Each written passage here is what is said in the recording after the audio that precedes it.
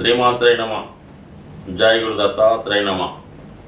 ఈ వీడియోలో మనం సింహరాశి వారికి 2వ తారీఖు మార్చి నుండి 8వ తారీఖు మధ్యలో జరగబోయే వార ఫలాలు పరిశీలించినప్పుడు మరి సింహరాశి వారికి రాష్ట్రాధిపతి రవి 7వ స్థానంలో శని భగవాన్ని కలియటం వల్ల చాలా వరకు వృత్తిలో ఒత్తిడి ఎక్కువ పెరుగుతుంది.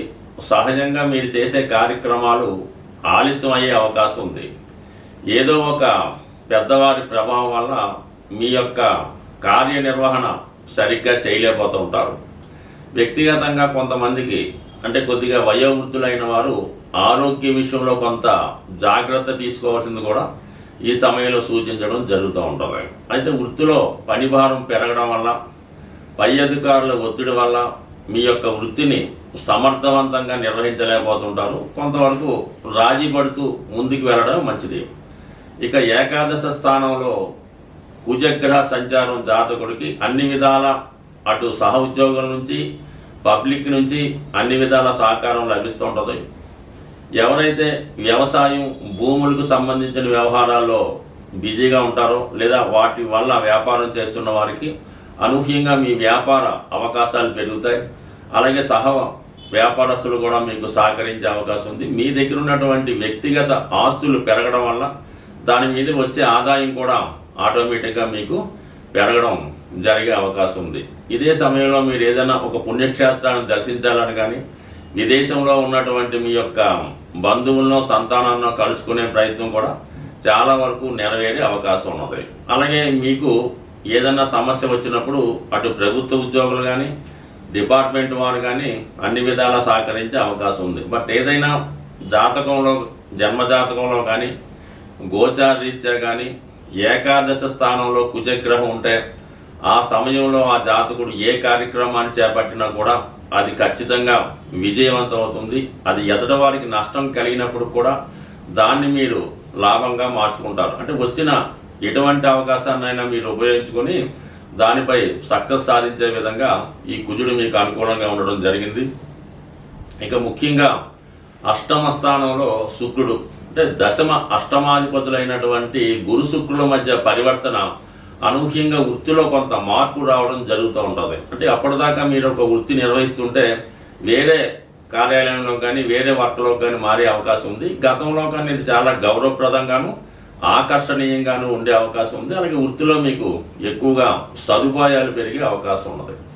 ఇక 8వ స్థానంలో ఉన్నటువంటి శుక్రుడు మీకు చాలా వరకు మీ యొక్క అత్తవారి వల్ల అలాగే మీ యొక్క అధికారుల వల్ల మీకు ఏదైనా బహుమతి కానీ గుర్తింపు కానీ వచ్చే అవకాశం ఉంది. అధికారంలో ఉన్నటువంటి స్త్రీలు మీకు చాలా వరకు సహకరించే అవకాశం ఉన్నది. బట్ ఏదైనప్పుడు కూడా కొద్దిపాటి ఇబ్బందులు ఈ అష్టమంలో రాహు వల్ల మీ మీద బురద జల్లే ప్రయత్నం జరుగుతూ ఉంటుంది. మీ యొక్క అభివృద్ధిని చూసి ఓర్వలేని కొంతమంది ఏదో విధంగా మిమ్మల్ని అన్పాపులర్ చేసే ఉద్దేశంతో కొన్ని విమర్శలు కానీ కొంత బ్యాడ్గా మీ మీద క్యాన్వాస్ చేయడం కానీ జరిగే అవకాశం ఉంది. దాన్ని మీరు కరెక్ట్గా కాదు అని రుజువు చేసుకోవడానికి కూడా కొంత శ్రమ పడవలసి ఉంటుంది. బట్ ఏదైనప్పుడు కూడా విమర్శలు కానీ అపవాదనలు కానీ పట్టించుకోకుండా మీ పని మీరు చేసుకుంటూ ముందుకు వెళ్ళడమే ఉత్తమం. స్వస్తి. ఈ వారం ఈ గ్రహస్థితి పరిశీలించినప్పుడు ప్రతి ఒక్కరికి కూడా ధనం యొక్క అవసరం చాలా ఎక్కువ ఉండడం జరుగుతూ ఉంటుంది. అంటే శుక్రుడు ఈ ఆదివారంలో వక్రించి ఉండడం వల్ల ఇంచుమించుగా కొన్ని రోజుల పాటు వక్రిస్తాడు. అలాగే మిగతా గ్రహాలతో కలియడం వల్ల మనీ ఎక్స్పెండిచరు ప్రతి ఒక్కరికి చాలా ఎక్కువ అవడం జరుగుతూ ఉంటుంది.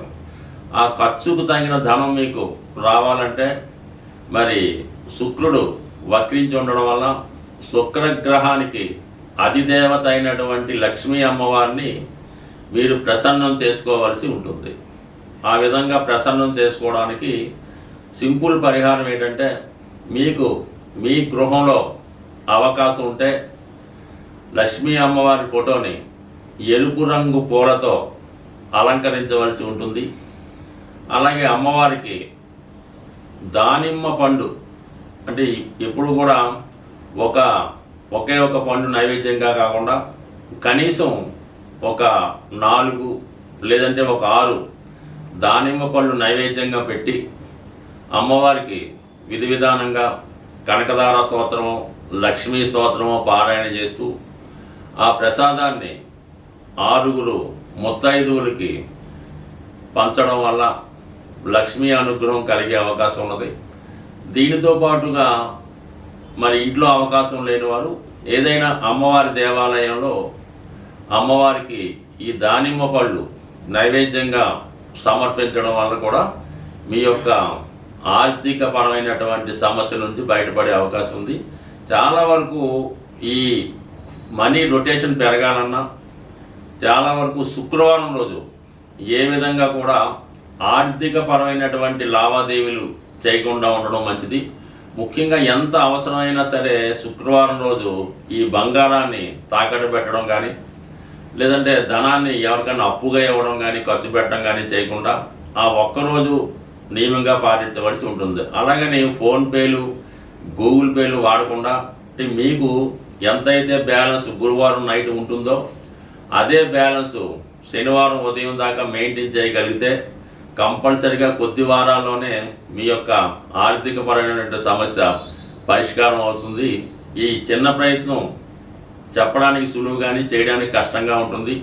ఒక్కసారి ఒక 6 వారాలు ప్రయత్నించేయండి. మీలోనే మీకు తెలియకుండా ఒక గొప్ప ధనపరమైన అవకాశాలు రావడం జరుగుతుంది. స్వస్తి. సరిపోయిందా? ఇంకొకటి చెప్పుదామా? సరే. అలాగే వేరొక పరమైన సమస్య కూడా చాలా వరకు ఈ ధనం గురించి ఈ ధనం నిల్వ గురించి రావడం జరుగుతూ ఉంటుంది. ఎక్కువగా ఈ ఆంజనేయ స్వామి వారికి మంగళవారం రోజు సింధూరంతో పూజించవలసి ఉంటుంది. సో లేదు మనం ఏ టెంపుల్ పక్కన పెట్టుకుంటే మీరు ఏదైనా ఒక కాపరు రాగితో తయారు చేసినటువంటి ఆంజనేయ స్వామి యొక్క విగ్రహాన్ని తీసుకోవడం మంచిది. లేదంటే ఒక కాయిన్ మీద హనుమాన్ బొమ్మ ఉన్నవి మార్కెట్లో దొరుకుతుంటాయి.